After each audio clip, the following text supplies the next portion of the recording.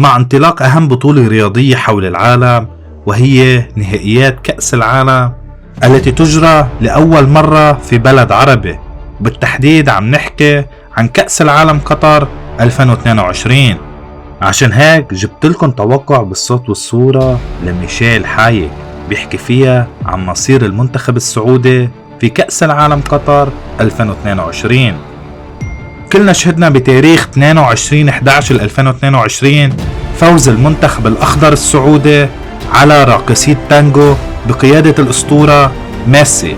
فهل يفعلها الأخضر السعودي ويذهب بعيدا في البطولة؟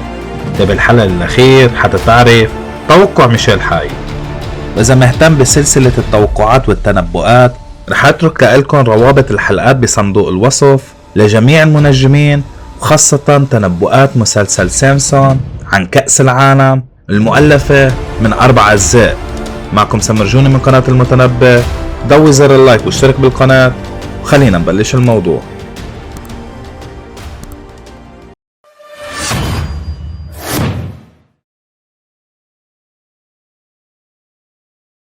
وصلت المنتخبات العربية إلى نهائيات كأس العالم لأول مرة في العام 1934، وكان حينها الممثل الوحيد عن المنتخبات العربية هو المنتخب المصري.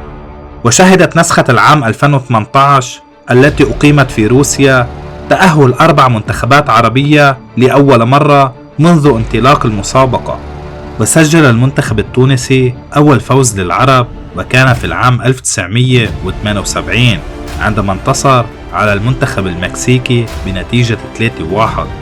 كما أصبح المنتخب المغربي أول منتخب عربي يتأهل إلى الدور الثاني من نهائيات كأس العالم، وكان ذلك في بطولة العام 1986.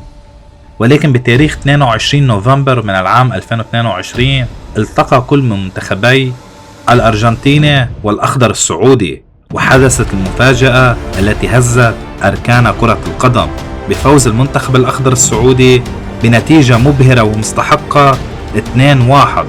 ونأمل من القلب أن يستمر المنتخب السعودي في إبهارنا في دور المجموعات، وأن يذهب بعيدا إلى ما بعد دور المجموعات إلى أدوار متقدمة في نسخة العرب على أرض العرب. حس كان في توقع بالصوت والصورة لميشيل حايك بيحكي فيه عن مصير المنتخب السعودي في مونديال قطر، فخلينا نروح للتوقع بالصوت والصورة. حدث في كرة القدم السعودية بيرفعها للعالمية. اعطينا رأيك بخانة التعليقات. هل فعلا بتظن انه المنتخب الأخضر السعودي قادر على تخطي دور المجموعات، أو حتكون مشاركة مشرفة فقط؟